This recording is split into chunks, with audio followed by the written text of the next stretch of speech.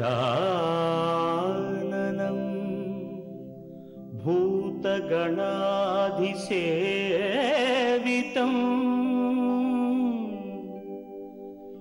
कपित्थजम्बू फलसारभक्षितं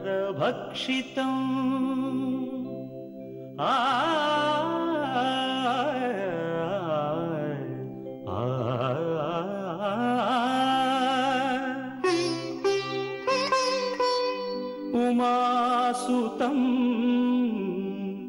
शोकविनाशकारणं नमामि विघ्नेश्वर पादपङ्कजम्।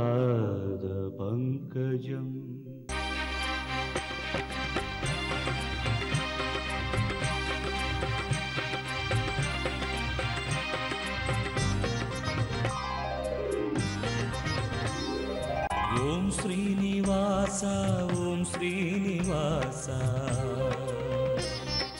ओम श्रीनिवास ओम श्रीनिवास நாள்தோறும் உன்னை நான் பாட வேண்டும் நான் பாட உந்தன் அருளாசி வேண்டும் ஏழு ஸ்வரங்களுமே ராகம் இசைத்திடுமே ஏழு ஸ்வரங்களுமே ராகம் இசைத்திடுமே ஏழு மலை கரசே ஏழு மலை கரசே ஓம் ஸ்ரீனிவாசா ஓம் ஸ்ரீனிவாசா ஓம் ஸ்ரீனிவாசா ஓம் ஸ்ரீனிவாசா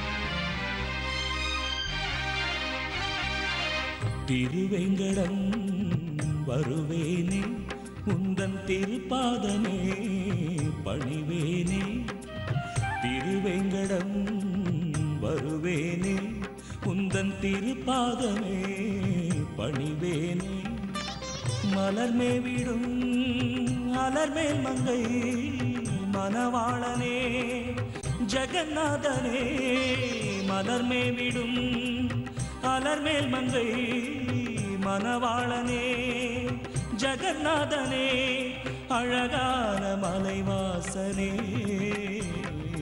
ஓம் ஸ்ரீனிவாசா ஓம் ஸ்ரீனிவாசா ஓம் ஸ்ரீனிவாசா ஓம் ஸ்ரீனிவாசா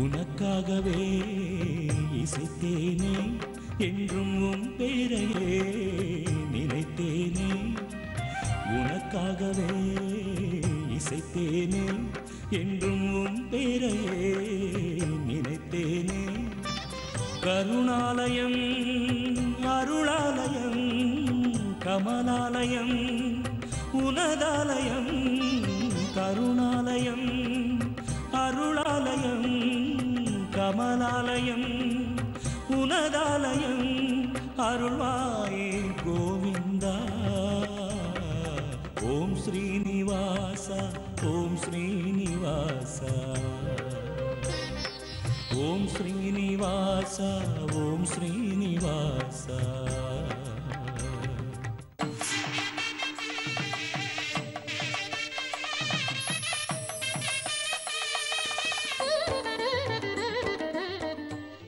வணக்கம். செவ்வாய்க்கிழமை ஜூன் மாதம் 10ஆம் தேதி ஜெய வருஷம் வைகாசி மாதம் 27ஆம் தேதி. இன்றைய நட்சத்திரம் சுவாதி, திதி வளர்பிறை, துவாதசி மதியம் 2:15 வரையிலே, 2:15 PM வரை துவாதசி, அதன் பிறகு திரையோதசி. வளர்பிறை திரையோதசி மதியம் 2:15 முதல். யோகம் சித்த யோகம்.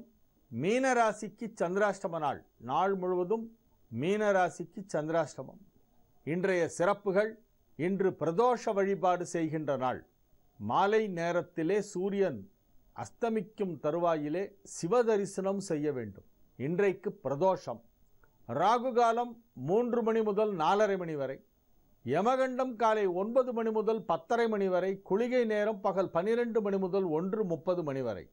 நல்ல நேரம் என்னும் சுபஹோரைகள் காலை 8 மணி முதல் 9 மணி வரை, பகல் 12 மணி முதல் 1 மணி வரை, இரவு 7 மணி முதல் 8 மணி வரை. இன்றைய கிரக நிலவரம்: மேஷத்தில் சுக்கிரன் கேது, ரிஷபத்தில் சூரியன் புதன், மிதுனத்தில் குரு, கன்னியில் செவ்வாய், துலாமில் சனி ராகு சந்திரன். ஒரு சிறிய இடைவேளைக்கு பிறகு 12 ராசிகளுக்கான ராசி பலனை பார்ப்போம்.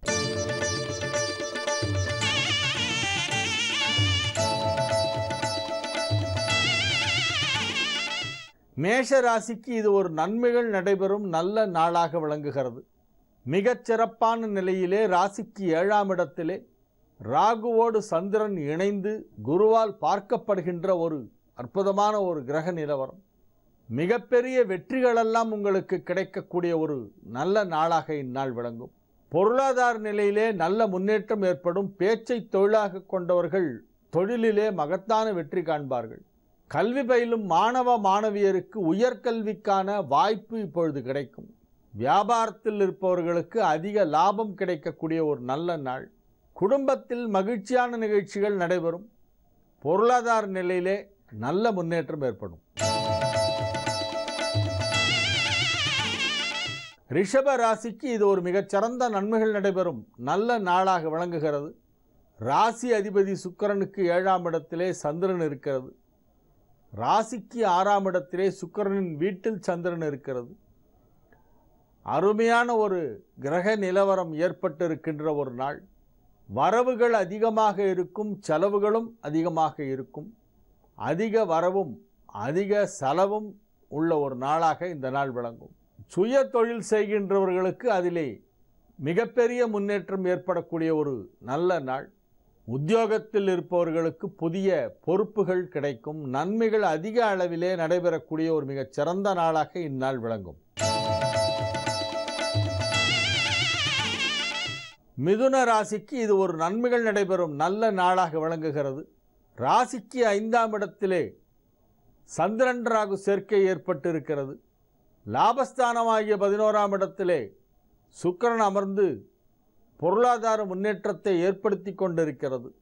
மிகச் சிறப்பான நிலையிலே கிரகங்கள் அமைந்துள்ள ஒரு நல்ல நாள். நன்மைகள் அதிக அளவிலே நடக்கும். ஆரோக்கியம் சிறப்பாக இருக்கும். பணம் கொடுக்கல் வாங்கல் சீராக சிறப்பாக நடைபெறும். முதலீடுகள் செய்வதிலே ஆர்வமுள்ளவர்களுக்கு அதிக லாபம் கிடைக்கக்கூடிய ஒரு நல்ல நாள். பங்கு வர்த்தகம் மிகச் சிறப்பாக நடைபெறும். இன்றைக்கு உங்களுக்கு நன்மைகள் அதிக அளவில் நடைபெறும் நல்ல நாள். கடக ராசிக்கு இது ஒரு மிகச்சிறந்த நன்மைகள் நடைபெறும் நல்ல நாளாக விளங்குகிறது. ராசி அதிபதி சந்திரன் ராசிக்கு 4ஆம் இடமாகிய துலாமிலே ராகுவோடு இணைந்து ராகுவின் நட்சத்திரங்களில் ஒன்றான சுவாதியிலே குரு பார்வை பெறுகின்ற ஒரு அற்புதமான நாளாக இந்த நாள் விளங்குகிறது. புதிதாக வண்டி வாகனம் வாங்கக்கூடிய வாய்ப்பு இந்நாளிலே உருவாகும். பயணங்கள் ஒரு சிலருக்கு ஏற்படும். தொலைதூர பயணங்கள் மேற்கொள்ள முயற்சி செய்து கொண்டிருந்தால் இப்பொழுது அது வெற்றிகரமாக நடந்து முடியும். லாபஸ்தானமாகிய 11ஆம் இடத்திலே சூரியன் புதன் சேர்க்கை ஏற்பட்டு அற்புதமான நன்மைகளை உங்களுக்கு அளித்து கொண்டிருக்கிறது. எடுத்த காரியம் அனைத்தையும் வெற்றிகரமாக செய்து முடிப்பீர்கள். அதிக நன்மைகள் நடைபெறும் நல்ல நாளாக இந்நாள் விளங்கும்.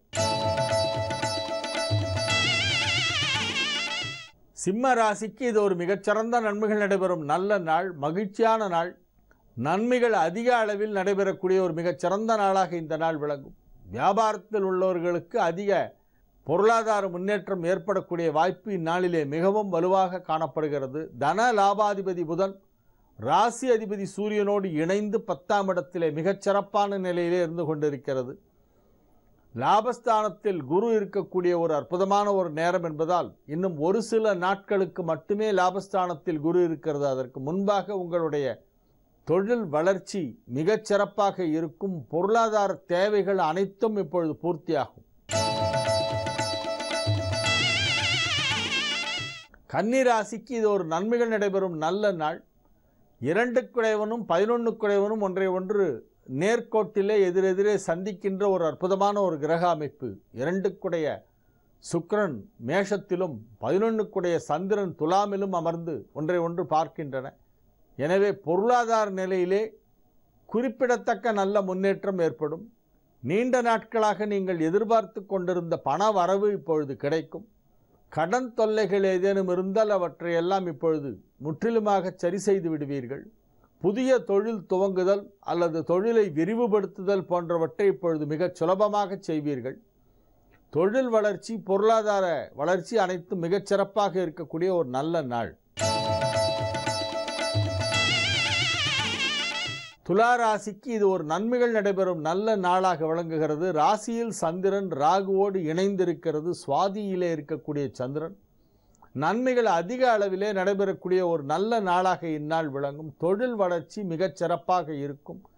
ஆரோக்கியம் சிறந்து விளங்கும். பொருளாதார நிலையிலே நல்ல முன்னேற்றம் ஏற்படும். சேமிப்புகள் அதிகரிக்கக்கூடிய ஒரு நல்ல நாளாக இந்நாள் விளங்கும். விருச்சிக ராசிக்கு இது ஒரு மிகச்சிறந்த நன்மைகள் நடைபெறும் நல்ல நாள். 9ஆம் இடத்திற்கு குரு வருவதற்கு இன்னும் விரல் விட்டு எண்ணக்கூடிய மிகச்சில நாட்களே இருக்கின்றன. ராசிக்கு 12ஆம் இடத்திலே சந்திரன் ராகுசாரம் பெற்றிருக்கின்ற ஒரு நாளாக இந்த நாள் விளங்குகிறது. மிக அற்புதமான நன்மைகளெல்லாம் நடைபெறுகின்ற ஒரு நல்ல நாள்.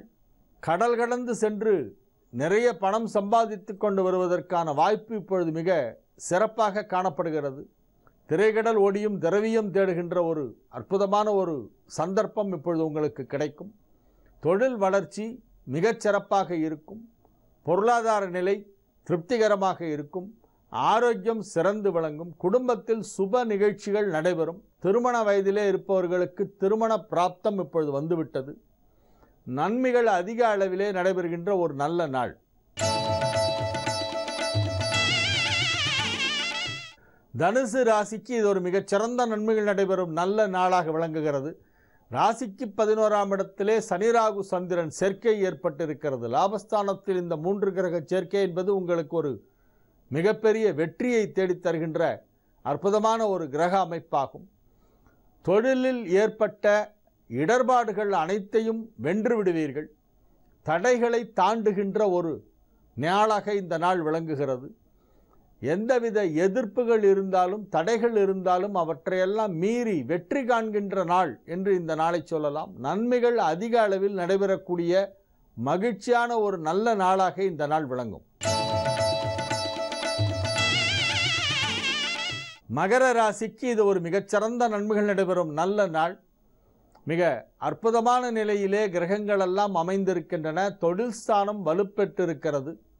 தொழிலை நன்கு விரிவுபடுத்துவீர்கள். நீங்கள் சுய தொழில் செய்பவர்களாக இருந்தாலும் அல்லது உத்தியோகத்தில் இருப்பவர்களாக இருந்தாலும் உங்களது தொழிலிலே இப்பொழுது ஒருபடி உயர்வு ஏற்படும். கலைத்துறை சார்ந்தவர்கள், உணவுத்துறை சார்ந்தவர்கள், ஆடை அணிகலன் நகை போன்றவற்றிலே தொழில் செய்பவர்களுக்கெல்லாம் அதிக அளவிலான லாபம் கிடைக்கக்கூடிய ஒரு மிகச்சிறந்த நாளாக இந்த நாள் விளங்கும். அனைத்து விதமான தொழிலில் உள்ளவர்களுக்கும் இது ஒரு மிகச்சிறந்த நாள். மருத்துவத்துறை சார்ந்தவர்களுக்கு மிகப்பெரிய புகழ் கிடைக்கும். திருமண வயதிலே இருந்தால் இப்பொழுது திருமணம் நிச்சயிக்கப்படும். குழந்தை பாக்கியம் தாமதமாகிக் கொண்டிருப்பவர்களுக்கு இப்பொழுது புத்திர சந்தானம் உற்பத்தியாகும். நன்மைகள் அதிக அளவில் நடைபெறுகின்ற ஒரு நல்ல நாளாக இந்நாள் விளங்கும். கும்பராசிக்கு இது ஒரு மிகச்சிறந்த நன்மைகள் நடைபெறும் நல்ல நாள். பொருளாதார நிலையிலே நல்ல முன்னேற்றம் ஏற்படும். அசையா சொத்து தொடர்பான வழக்குகள், சர்ச்சைகள் ஏதேனும் இருந்தால் அவையெல்லாம் இப்பொழுது சுமூகமான முறையிலே முடிந்துவிடும். தொழில் வளர்ச்சி, பொருளாதார நிலையிலே முன்னேற்றம் போன்ற அனைத்தும் மிகச் சிறப்பாக இருக்கக்கூடிய ஒரு நல்ல நாள். மீன ராசிக்கு இன்று சந்திராஷ்டம நாள் என்பதால் புதிய முயற்சிகளில் இறங்க வேண்டாம். இன்றைய தினம் பிரதோஷம். ஆகவே பிரதோஷ வழிபாடு செய்ய வேண்டிய ஒரு நாள். அதிலும் குறிப்பாக அஷ்டமச்சனி இப்பொழுது நடைபெற்று கொண்டிருக்கிறது. இன்றைக்கு சந்திராஷ்டமம் வேறு. ஆகவே மீனராசிக்காரர்கள் அவசியம் இன்று மாலை நேரத்திலே அருகில் உள்ள சிவன் கோவிலுக்கு சென்று சிவபுராணம் சொல்லி மாலை நேரத்தில் ஈசனை வழிபட வேண்டும். ரிஷபாரூடராக பிரதோஷமூர்த்தி எழுந்தருளும் அந்த நேரத்திலே நீங்கள் ஆலயத்தில் இருக்க வேண்டும் இன்றைய தினம். அவ்வாறு செய்தால் உங்களுக்கு வரக்கூடிய தீமைகள் கூட நல்வினைகளாக மாறும். ஞாயிறு, திங்கள், செவ்வாய், புதன், வியாழன், வெள்ளி, சனிபாம்பு இரண்டும் உடனே ஆசரு நல்ல நல்ல அவை நல்ல நல்ல அடியாரவர்க்கு மிகவே என்று கோளறுபதிகம் சொல்லி வழிபாடு செய்தால் இந்நாளிலே உங்களுக்கு இன்னல்களெல்லாம் மின்னல் போல் மறைந்துவிடும். நாளைய தினம் வைகாசி விசாகம். வைகாசி மாதத்திலே வருகின்ற விசாக நட்சத்திர நாள் முருகப்பெருமான் வழிபாட்டிற்கு மிக முக்கியமான ஒரு நாளாகும். நாளைய தினம் வைகாசி விசாக பெருவிழா. ஒரு சிறிய இடைவேளைக்கு பிறகு பரிகார ஸ்தலங்கள் பகுதியிலே குரு பெயர்ச்சி பலன்கள் என்னும் சிறப்பு நிகழ்ச்சியின் தொடர்ச்சியை பார்ப்போம்.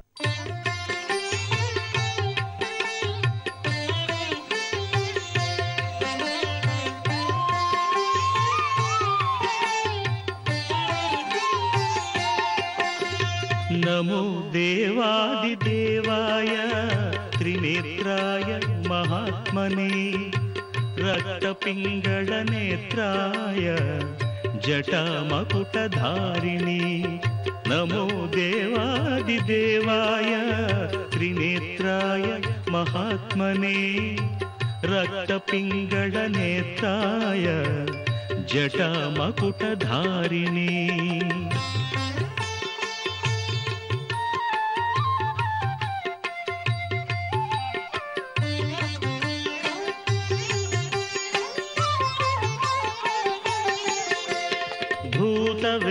भूतवेताळजुष्टाय महाभोगोपवीतिने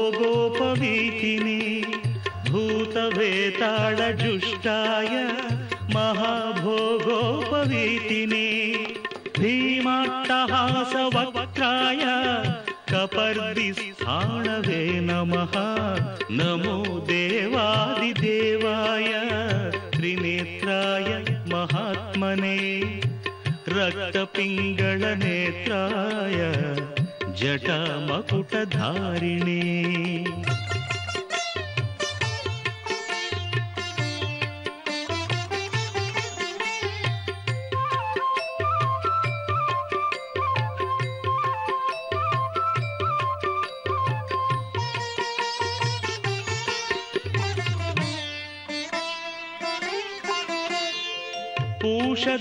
पूषदन्तविनाशाय भगनेत्रहणे नमः भविष्यद्वृषचिह्नाय महाभूतपते नमः भविष्यत्त्रिपुरान्ताय तथान्धकविनाशिने कैलासवरवासाय करिकृत्तिनिवासिने विकराळोर्ध्वकेशाय भैरवाय नमो नमः विकराळोर्ध्वकेशाय भैरवाय नमो नमः अग्निज्वालाकराळाय शशिमौळिधृते नमः नमो देवादिदेवाय त्रिनेत्राय महात्मने रक्तपिङ्गळनेत्राय जटामकुटधारिणे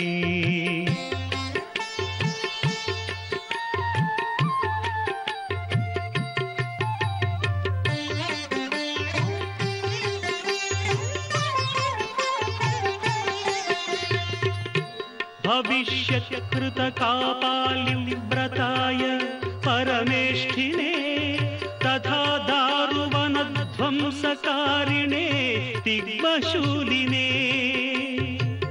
कृतकङ्कणभोगीन्द्र नीलकण्ठत्रिशूलिने प्रचण्डदण्डहस्ताय बडवाग्निमुखाय च वेदान्तवेद्याय नमो यज्ञमूर्ते नमो नमः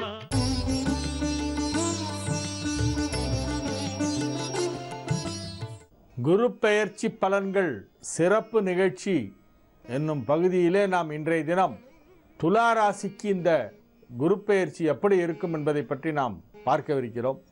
துலா ராசிக்கு பொதுவாக குரு நன்மை செய்யாத கிரகம், அது ஒரு நெகட்டிவ் பிளானட். சுக்கிரனுடைய வீடுகளான ரிஷபத்திலும் துலாத்திலும் பிறந்தால் அவர்களுக்கு குரு நன்மை செய்யாது. ஆகவே துலா ராசிக்கு குரு நன்மை செய்யாத கிரகம் என்பதில் எந்த மாற்று கருத்தும் எனக்கு கிடையாது, அதில் சந்தேகமே இல்லை. ரிஷபத்துக்காவது 8, 11, 11 ஓரளவு நல்லது பண்ணுன்னு சொல்லலாம். ஆனால் துலாத்துக்கு 3ஆம் வீட்டிற்கும் 6ஆம் வீட்டிற்கும் அதிபதி, 3rd and 6th ஹவுஸ். அதனால் கண்டிப்பாக நல்லது பண்ணாது. இந்த 3rd and 6th ஹவுஸுக்கு அதிபதியாக இருக்கக்கூடிய குரு 10ஆம் இடத்திலே உச்சம் பெறுகிறது, வலுப்பெறுகிறது என்பது நன்மை செய்யக்கூடிய ஒரு விஷயம் அல்ல. சரி, அதோடைய பார்வையாவது ஏதாவது நல்லது பண்ணாதா கொஞ்சம் பார்த்து சொல்லுங்கள். குரு பயிற்சி வரப்போது ஏதோ பெருசாக நல்லது நடக்க போகுதுன்னு எல்லாம் ரொம்ப ஆசையாக காத்துட்ருக்கோம். நீங்கள் என்னடான்னா எப்போதும் நல்லதே சொல்லுவீங்க, இன்றைக்கி என்னமோ குரு பயிற்சி நல்லது பண்ணாதுன்னு சொல்லிட்டீங்களே அப்படின்னு நீங்கள் யோசிக்கலாம். உண்மையை சொல்லியாக வேண்டும். குரு நன்மை செய்யாது, ஆனால் அதன் பார்வை நிச்சயமாக அனைவருக்கும் நன்மை தான் செய்யும். நீங்கள் எந்த ராசியில் பிறந்தவர்களாக இருந்தாலும் சரி, உச்சம் பெற்ற குரு பார்த்தாலும் சரி, அல்லது நீச்சம் பெற்ற குரு பார்த்தாலும் சரி, ஆட்சி பலம் பெற்ற குரு பார்த்தாலும் சரி, பகை வீட்டிலிருந்து குரு பார்த்தாலும் சரி, நட்பு வீட்டிலிருந்து பார்த்தாலும் சரி, குருவின் பார்வை என்பது எப்பொழுதுமே நன்மையை மட்டுமே செய்யும். சுப பார்வை ஒன்று தான் உண்டு குருவுக்கு. ஒவ்வொரு ராசிக்காரர்களுக்கு பார்வை ஒவ்வொரு மாதிரி பலன் அளிக்காது. ஆகவே துலா ராசிக்கும் குருவின் பார்வை நிச்சயமாக நன்மையைத்தான் செய்யும். 2ஆம் இடத்தை பார்க்கவிருக்கிறது, 4ஆம் இடத்தை பார்க்கவிருக்கிறது, 6ஆம் இடத்தை பார்க்கவிருக்கிறது. இந்த 2, 4, 6 ஆகிய 3 வீடுகளுக்கு குருவின் பார்வை கிடைக்கிறது. அதனால் சில நன்மைகள் நடக்கலாம்.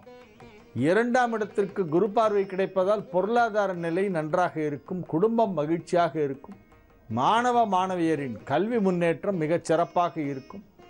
தனஸ்தானம், வாக்குஸ்தானம், குடும்பஸ்தானம் என்று சொல்லப்படுகின்ற 2ஆம் இடத்திற்கு குரு பார்வை கிடைக்கிறது என்பதால் உங்களது குடும்ப வாழ்க்கை மகிழ்ச்சிகரமாக இருக்கும். குடும்பத்தில் சுப விசேஷங்கள் எல்லாம் நடக்கும். பேச்சை தொழிலாக கொண்டவர்களுக்கு இது ஒரு நல்ல நேரம்.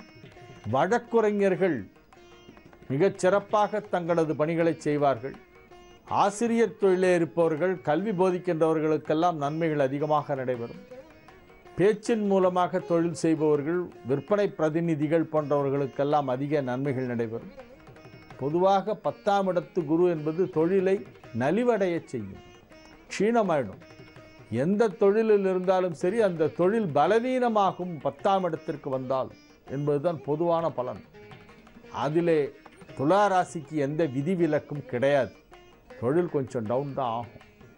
2ஆம் இடத்தை குரு பார்த்தால் பணம் நிறைய வரும். தொழில் நல்லா இருந்தால் தானே சார் பணம் வரும், அது எப்படி முரண்பாடாக இருக்கிறதே என்று நீங்கள் நினைக்கலாம். வாஸ்தவம் தான், அதில் ஒரு சின்ன முரண்பாடு இருக்கிறது. தொழில் மிக பெரிதாக இல்லாவிட்டாலும் வேறு ஏதேனும் ஒரு சோர்ஸ் மூலமாக உங்களுக்கு வருமானம் வரலாம்.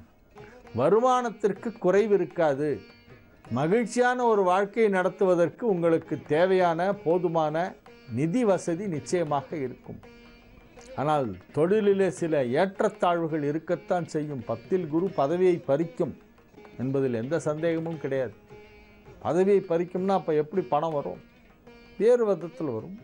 வேறு ஏதேனும் ஒரு வழியிலே உங்களுக்கு பணத்தை கொடுக்க கடவுள் வழி வைத்திருப்பார். நமக்கு என்ன தெரியும்? 4ஆம் இடத்திற்கு குரு பார்க்கிறதே.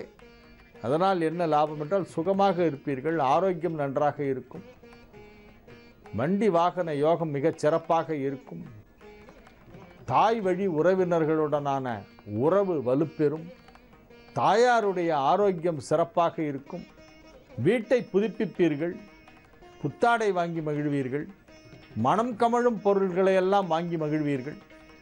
கமகமன வாசனை அடிக்கும் உங்கள் கிட்ட வந்தாலே, அந்த மாதிரி மனம் கமழும் பொருட்களை எல்லாம் வாங்கி சர்வாலங்கார பூஷிதையாக நீங்கள் திகழ்வீர்கள். பெண்களாக இருந்தால் சற்று அலங்காரம் அதிகமாக செய்து கொள்வீர்கள், வாசனாதி திரவியங்களை எல்லாம் பயன்படுத்துவீர்கள். சுகபோகமான ஒரு வாழ்க்கையை உங்களுக்கு 4ஆம் இடத்து பார்வை கொடுக்கும். குரு பார்வை 4ஆம் இடத்திலே பதிகிறது. அது சுகஸ்தானம், மாத்ருஸ்தானம், கிரகஸ்தானம். ஆகவே அது தொடர்பான விஷயங்களெல்லாம் சிறப்பாக இருக்கும். 6ஆம் இடத்திற்கு குரு பார்வை கிடைக்கிறது. 6ஆம் இடம் என்பது ருணரோக சத்ருஸ்தானம். அந்த ருணரோக சத்ருஸ்தானத்திற்கு குரு பார்வை கிடைப்பதால் ருணம் இருக்காது, இருந்தால் வெளியே தெரியாது. ஆரோக்கியம் சீராகும். எதிரிகளால் எந்த பிரச்சனையும் இருக்காது, வழக்குகளால் எதுவும் பிரச்சனை இருக்காது. ஆனால் இருந்துகிட்ருக்கும். Everything will be under control, well under control. எதுவுமே லிமிட்டை எக்ஸீட் ஆகாது. எதிரிகள் இருப்பார்கள், ஆனால் தொல்லை இருக்காது. நோய்கள் சில இருக்கும், ஆனால் அது உடலுக்கு தொல்லை கொடுக்காது. உங்களுடைய அன்றாட பணிகளை செய்வதிலே இடையூறு இருக்காது. கடன் தொல்லை இருந்தாலும் அதை கட்டுப்பாட்டில் வைத்திருப்பீர்கள். சிறிது சிறிதாக மாத தவணைகளிலே உங்களது கடன்களை எல்லாம் அடைத்து கொண்டிருப்பீர்கள். கடன் குறைந்து கொண்டே வரும். கடனால் பிரச்சனை இல்லை, வழக்குகளால் பிரச்சனை இல்லை, உடல் உபாதைகளால் பிரச்சனை இல்லை. பணம் வரும். வியாபாரம் சுமாராக இருக்கும், பிஸ்னஸ் சுமாராக இருக்கும். உத்தியோகத்தில் இருப்பவர்கள் வேலையை விட்டுடலாமா அப்படிங்கிற ஒரு நிலையில் கூட இருக்கலாம். பேசாமல் எழுதி கொடுத்துட்டு வந்துடலாமா என்று யோசிக்கக்கூடிய வாய்ப்பு சிலருக்கு இருக்கும். உதாரணமாக சொல்ல வேண்டுமானால், அந்த 50 வயதுக்கு மேற்பட்டவர்கள், ரிட்டையர்மெண்ட் ஏஜை நெருங்கிக்கிட்டு இருக்கிறவங்களுக்கெல்லாம் போரும் வேலை பார்த்தது, விஆர்எஸ் கொடுத்துட்டு வந்துடலாம் என்ற ஒரு மனோநிலை ஏற்படும். ஆனால் அதற்கு அவசியமில்லை. நீங்கள் தொடரலாம். உங்களது பணியிலே நீங்கள் தொடர்வதில் எந்த பிரச்சனையும் இருக்காது. உத்தியோகத்தில் எந்த பிரச்சனையும் இருக்காது. ஒரு சில அதிகாரங்கள் உங்களிடமிருந்து எடுக்கப்படும். You will be less powerful. அதே ஆஃபீஸில் அதே சீட்டில் தான் இருப்பீங்க, ஆனால் உங்களுடைய அதிகாரம்லாம் ரொம்ப கம்மியாக இருக்கும். வெளியிலேருந்து பார்க்குறவங்களுக்கு பெரிய பொசிஷனில் இருக்காருன்னு நினச்சிப்பாங்க. உள்ளே போய் பார்த்தா அவங்களுக்கு பவர்ஸே இருக்காது. உங்களுடைய அதிகாரங்களை நீங்கள் முழுமையாக செயல்படுத்த முடியாது. You cannot exercise your powers. அந்த மாதிரி ஒரு சிச்சுவேஷனில் உங்களை கொண்டு வந்து விடும். ஆனாலும் உங்களுக்கு வர வேண்டிய சம்பளம் வந்து கொண்டு இருக்கும். சுய தொழில் வியாபாரத்திலே இருப்பவர்களுக்கெல்லாம் இது ஒரு சுமாரான ஒரு நேரம். வியாபாரத்திலே ஏற்றத்தாழ்வுகள் சற்று அதிகமாக இருக்கும். கெடுபிடிகள் அதிகமாக இருக்கும். சுதந்திரமாக தொழிலை செய்ய முடியாத ஒரு நிலை இருக்கும். ஆகவே தொழிலை கூட ஒரு அளவோட, ஒரு லிமிட்டில் தான் வச்சுட்டு பண்ணிகிட்டு இருப்பீங்க, பெரிய அளவில் போகாமல். பெரிய அளவிலே தொழிலை விரிவுபடுத்துவதற்கு வாய்ப்பு இருக்காது அநேகமாக. ஆக இது ஒரு ஏற்றத்தாழ்வுகள் நிறைந்த காலமாகத்தான் இருக்கும். இந்த குரு பெயர்ச்சிக்கு பிறகு துலா ராசிக்கு மிகப்பெரிய நன்மை என்று சொல்லும்படி இல்லை. அதே நேரத்திலே மிகப்பெரிய தீமை எதுவும் நடக்காது. கெடுதலாகவும் ஒன்றும் பலன் இல்லை.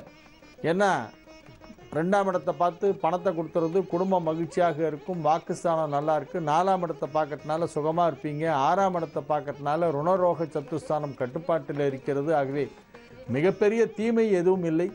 அதே நேரத்தில் மிகப்பெரிய நன்மையும் செய்யாது குரு. இதுதான் ஒரு நடுத்தரமான ஒரு பலன் என்று சொல்லலாம்.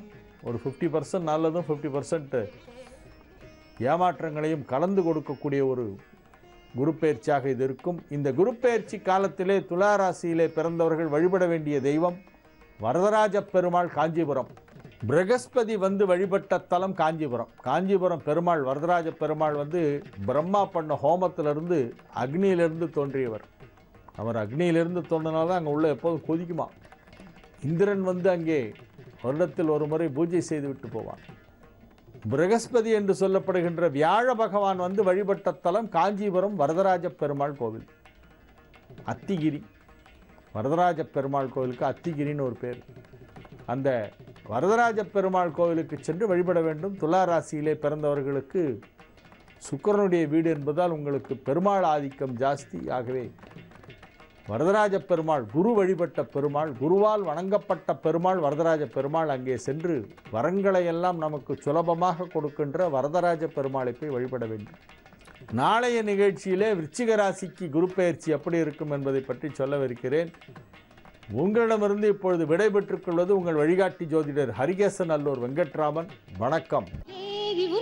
பாடி பணிந்திட கோடி நலம் வரும் வாழ்விலே கருமாறி உன்னருள் மாறி பொழிந்திட மங்களம் காணும் பூமியே வலம் வருவோம் உன் கோவில் வரம் தருவாய் என் தாயே நலம் பெறுவோம் உன்னாலே நம்பிக்கையே நீதானே அனுதினம் அருள் தரும் மழை முகியன வரும் மாரியம்மா அம்மா தேவி உன்னடி பாடி பணிந்திட கோடி நலம் வரும் வாழ்விலே கருமாறி உன்னருள் மாறி பொழிந்திட மங்களம் காணும் பூமியே.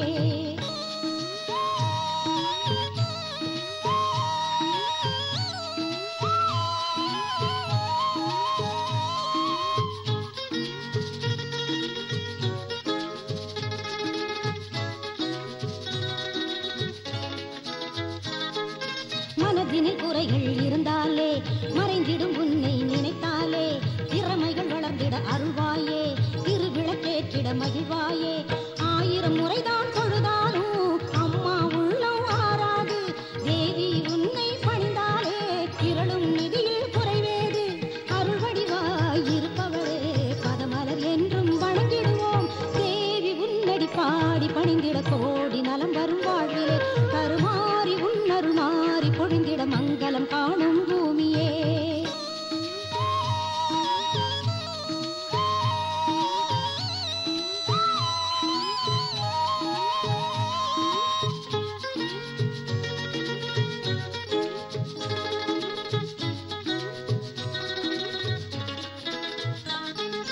உடுக்கை மேளம் அடிக்கையிலே உள்ளம் உருகிட நினைக்கையிலே அடுக்கடுக்காய் பல நன்மைகளை அள்ளித் தருகிற தாய் நீயே திருநீர் அணிந்தால் கிழித்தீரும் திருவடி பணிந்தால் பலம் சேரும் கருணை வடிவாய் இருப்பவளே கை கொடுத்தெம்மை காப்பவளே பனிமலராய் மனம் கனிவாய் பிறவியின் பயனை வழங்கிடுவாய் தேவி உன்னடி பாடி பணிந்திட கோடி நலம் வரும் வாழ்விலே கருமாறி உன்னருள் மாறி பொழிந்திட மங்களம் காணும் பூமியே.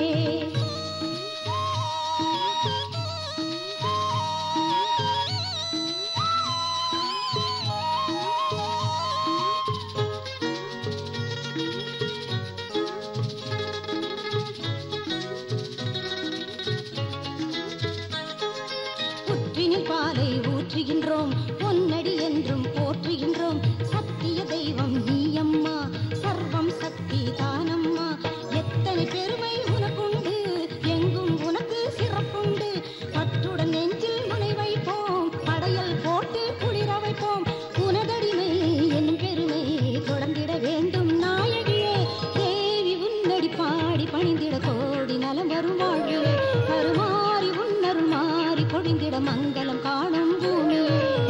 நலம் வருவோம் உன் கோவில் வரம் தருவாய் என் தாயே நலம் பெறுவோம் உன்னாலே நம்பிக்கையே நீதானே அனுதினம் அருள் தரும் மழை மொழியென வரும் மாரியம்மா அம்மா தேவி உன்னடி பாடி பணிந்திட கோடி நலம் வரும் வாழ்விலே கருமாறி உன்னருள் மாறி பொழிந்திட மங்களம் காணும் பூமியே.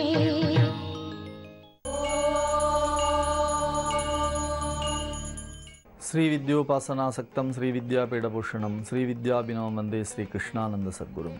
அனைவருக்கும் இனிய காலை வணக்கம். இறைவனுடைய திருப்பாதங்கள் பற்றுவதற்கு தயாராக இருக்கிறது. அதை பற்றி கொள்ளாத குறை நம்மிடத்திலே இருக்கிறது. என் குறை தீர நின்று ஏத்துகின்றேன் என்று சொல்லுவார் பின்னாலே ஒரு பாடலிலே. என்னுடைய குறையை நான் உன்னிடத்திலே சொல்லிவிட்டேன். எது குறை என்று கேட்டால் நான் இன்னும் பக்தி செய்ய தொடங்கவில்லை என்பதுதான் குறை. பொதுவாகவே உலகிலே நாம் பார்க்கிறோம், நாம் யாரை பார்த்து ஏக்கப்படுகிறோம் என்று சொன்னால் நம்மை விட வசதியானவர்களை பார்த்து ஏக்கப்படுகிறோம். என்னிடத்திலே கார் இல்லை, என்னிடத்திலே பங்களா இல்லை, என்னிடத்திலே வசதி இல்லை, அவர்கள் போலே நான் வாழவில்லை, அவர்கள் போலே உடை உடுத்தவில்லை, அவர்கள் போலே நான் மகிழ்ச்சியாக இல்லை என்று நமக்கு மேலாக இருப்பவர்களை பார்த்து பார்த்து பார்த்து நாம் ஏக்கப்பட்ட வாழ்க்கையை தொலைத்து விடுகிறோம். ஆகையினாலே தான் கவியரசர் சொல்லுவார், உனக்கும் கீழே உள்ளவர் கோடி நினைத்து பார்த்து நிம்மதி நாடு என்று சொல்லுவார். நாம் யாரை பார்க்க வேண்டும் என்று சொன்னால் உலகியல் பொருளியல் வாழ்க்கையிலே நமக்கு கீழாக உள்ளவர்களை பார்த்து நாம் நிம்மதி அடைந்து கொள்ள வேண்டும். அர்த்தமுள்ள இந்து மதத்திலே சொல்லுவார், கால் இல்லாதவனை பார்த்து நமக்கு இறைவன் கால் தந்திருக்கிறானே அதற்காக நன்றி சொல்ல வேண்டும் என்று சொல்லுங்கள் என்று சொல்லுவார். அப்படி அவர்களை பார்த்து நாம் நிம்மதியை தேடிக்கொள்ள வேண்டும் என்று சொல்லுகிற அதே சூழ்நிலையிலே நாம் யாரை பார்த்து வெட்கப்பட வேண்டும் அல்லது யாரை பார்த்து நாம் இன்னும் அந்த நிலையை அடைய முடியவில்லையே என்று வருத்தப்பட வேண்டும் என்று சொன்னால் நம்மை காட்டிலும் யார் பக்தி உடையவர்களாக இருக்கிறார்களோ அவர்களை பார்த்து நாம் நிச்சயமாக வருத்தப்பட வேண்டும். இவர்கள் போலே நம்மிடத்திலே பக்தி இல்லையே. பக்தி என்று சொன்ன உடனடியாக நம்முடைய மனம் வேகமாக எங்கே ஓடுகிறது என்று கேட்டால், அவர்கள் போலே தினசரி கோயிலுக்கு போக முடியாது, அவர்கள் போலே அர்ச்சனை செய்ய முடியாது, அவர்கள் போலே அபிஷேகம் பண்ண முடியாது, அவர்கள் போலே இந்த உலகத்திலே உடல் முழுக்க திருநீரோ குங்குமமோ அல்லது திருமண்ணோ அவர்கள் போலே என்னால் பூசிக்கொள்ள முடியாது. அவையெல்லாம் புறச்சடங்குகள். அவைகளை செய்வதால் மட்டுமே ஒருவர் மிகுந்த பக்திமானாக இருக்கிறார் என்று சொல்லிவிட முடியாது. அந்த வகையிலே ஒரு பக்தனை பார்த்து இவன் போலே நான் பக்தி செய்ய முடியவில்லையே என்று வருத்தப்பட வேண்டும் என்று சொல்லுகிறார்கள் பெரியவர்கள். ஹரதத்த சிவாச்சாரியர் என்று ஒருவர் இருந்தார். அவர் ஆலயத்திலே எம்பெருமானை பூஜிப்பதிலே மிகுந்த பக்தி உள்ளவர். அவர் ஒரு நாள் கோயிலுக்குள்ளே நுழைகிற பொழுது அந்த ஆலயத்தினுடைய தர்மகர்த்தா அந்த ஆலயத்திலே வேலை பார்க்கக்கூடிய ஒரு பெண்மணியை கட்டி வைத்து அடித்து கொண்டிருந்தார். அவளை அடிக்கிற பொழுது இவர் கண்ணீர் சிந்தினார். அவர்களெல்லாம் யோசித்து பார்த்தார்கள். அந்த பெண்ணை அடித்தால் இவர் ஏன் அழுகிறார் என்று சொல்லி எல்லோரும் கேலி பேசினார்கள். ஒருவர் வந்து கேட்டார், ஏன் நீங்கள் அழுகிறீர்கள் என்று. அப்பொழுது ஹரதத்த சிவாச்சாரியார் சொன்னாராம், கோயிலுக்கு வரவில்லை என்று சொல்லி அந்த பெண்ணை கட்டி வைத்து அடிக்கிறார்களே, என்னை இப்படி சொல்லுவதற்கு யாரும் இல்லையே. நான் ஒரு நாள் கோயிலுக்கு வர முடியாத சூழ்நிலை வந்துவிட்டால் ஏன் நீங்கள் வரவில்லை, ஏன் இவ்வாறெல்லாம் பூஜை பண்ணவில்லை என்று சொல்லி கேட்பதற்கு யாரும் இல்லாமல் இருக்கிறார்களே. அப்படி கட்டாயப்படுத்தி என்னை பக்திக்குள்ளே செலுத்துபவர்கள் யாரும் இல்லாமல் இருக்கிறார்களே என்று சொல்லி தன்னுடைய அழுகையினுடைய காரணத்தை அவர் வெளிப்படுத்தினாராம். நம்மை காட்டிலும் மிக சிறப்பாக இறைவனோடு ஒன்றி இருக்கக்கூடியவர்கள், நம்மை காட்டிலும் இந்த உலகத்திலே மிக சிறப்பாக பக்தியிலே மூழ்கி திகழ்த்தி போயிருக்கிறவர்கள், அப்படிப்பட்டவர்களை பார்த்து நாம் இன்னும் நமக்கு பக்குவமும் பக்தியும் வர வேண்டுமே என்று இறைவனிடத்திலே கேட்டு கெஞ்ச வேண்டும். அந்தகன்பால் மீளுகைக்கு உன்றன் விழியின் கடை உண்டு மேலிவற்றின் மூழுகைக்கு என் குறை. இது யாருடைய குறை என்று கேட்டால் என்னுடைய குறையாக இருக்கிறது. உன்னுடைய திருவடி தாமரைகள் இருக்கிறது. அருமையாக யமதர்மனிடத்திலே இருந்து பயம்தான் இந்த உலகத்திலே பெரிய பயம். யாமார்க்கும் குடியல்லோம் நமனை அஞ்சோம் என்று சொல்லுவார் அப்பர் சுவாமிகள். நான் யமனை பார்த்து பயப்பட மாட்டேன் என்று அறைகூவல் விடுத்தவர் அவர். ஆனால் உலகில் முழுக்க என்ன யமனை பார்த்து பயந்து கொண்டிருக்கிறார்கள். யமனை பார்த்து பயப்படக்கூடிய சூழ்நிலை வராது. எப்பொழுது வராது என்று கேட்டால், தேவியினுடைய திருவடி தாமரைகளை யார் பற்றி கொள்ளுகிறார்களோ அவர்களுக்கு வராது. தேவியினுடைய புகழை யார் பாடுகிறார்களோ அவர்களுக்கு வராது. அந்தகன்பால் மீளுகைக்கு உன்றன் விழியின் கடை உண்டு மேலிவற்றின் மூழுகைக்கு என் குறை. அருமையாக ஒரு பாண்டிய மன்னன் இருந்தான், வரகுண பாண்டியன் என்று அவனுடைய பெயர். அந்த வரகுணன் போல இந்த உலகத்திலே பக்தி செய்தவர்களை நாம் பார்க்கவே முடியாது. அப்படிப்பட்ட ஒரு சிறந்த பக்தன். அவனுடைய அரண்மனையிலே எள் என்று சொல்லக்கூடிய அந்த தானியத்தை பரப்பி வைத்து காய வைத்து கொண்டிருந்தார்கள்.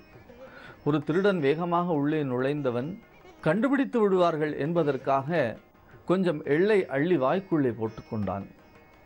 பிடித்தவர்கள் திருடனை கொண்டு போய் மன்னனிடத்திலே நிறுத்தினார்கள். நீ எதற்காக திருடினாய் என்று கேட்டார். அவன் தப்பிப்பதற்காக சொன்னான், நீங்கள் காய போட்டிருப்பது சிவன் கோயிலுடைய எள். யாரெல்லாம் அந்த ஆலயத்தினுடைய எள்ளை சாப்பிடுகிறார்களோ அவர்களெல்லாம் மீண்டும் பிறவி எடுத்து அந்த ஆலயத்திற்கு சேவை செய்ய வேண்டும், பணியாற்ற வேண்டும், உழைக்க வேண்டும் என்ற ஒரு நியதி இருக்கிறது. ஆகையினாலே தான் அதை நான் திருடி வாய்க்குள்ளே போட்டுக்கொண்டேன் என்று சொல்லி அவன் ஒரு பொய்யை சொன்னான். இதை சொன்னதை கேட்டவுடனே வேகமாக மன்னன் ஓடிப்போய் அவன் உதட்டிலே ஒட்டி கொண்டிருந்த ஒரு எள்ளை எடுத்து தன்னுடைய வாய்க்குள்ளே போட்டுக்கொண்டாராம். மந்திரிகள் வியந்து போய், என்ன மன்னரே என்று கேட்ட பொழுது மன்னன் சொன்னானாம், இதுபோல இறைவனுக்கு உழைக்க வேண்டும் என்ற தன்மை எனக்கு தெரியாமல் போய்விட்டதே. இந்த எள்ளை சாப்பிடுவதன் மூலமாகவாவது எனக்கு அடுத்த பிறவியிலே இன்னும் கோயிலுக்கு பணியாற்ற வேண்டும் என்ற ஒரு பேரு கிடைக்கட்டுமே என்று சொன்னானாம். அப்படிப்பட்ட ஒரு மிகப்பெரிய பக்தி வரகுண பாண்டியனுக்கு இருந்தது. அந்த வகையிலே வரகுணனை பார்க்கிற பொழுது நமக்கு பொறாமை ஏற்படுகிறது. அந்தகன்பால் மீளுகைக்கு உன்றன் வெளியின் கடை உண்டு மேலிவற்றின் மூழுகைக்கு என் குறை. இது யாருடைய குறை என்று கேட்டால், இன்னும் நான் உன்னுடைய தேவியினுடைய பாதங்களை பற்றி கொள்ளாமல் இருக்கிறேனே, உன்னுடைய விழியின் கடையை பார்த்து நான் இன்னும் வழிபாடு செய்யாமல் இருக்கிறேனே என்று குறை என்னிடத்திலே இருக்கிறது. அந்த குறை போக வேண்டும், குறையொன்றும் இல்லாத சூழ்நிலை வர வேண்டும். அந்த வகையிலே நாம் பக்தி பெற வேண்டும் என்பதற்காகத்தான் இந்த பிரார்த்தனையை நாம் செய்து கொண்டிருக்கிறோம். நாமும் தொடர்ச்சியாக தேவியினுடைய திருவடி கமலங்களை பற்றுவதற்கான வழிபாட்டினை, அதுபோன்ற பெரியவர்களை வழிபட்டு அவர்களுடைய வழியிலே நின்று நாம் பக்தி தொடர்ந்து செய்வோம். நாமும் குறையொன்றும் இல்லாத மனிதர்களாக மாறுவோம். நன்றி, வணக்கம்.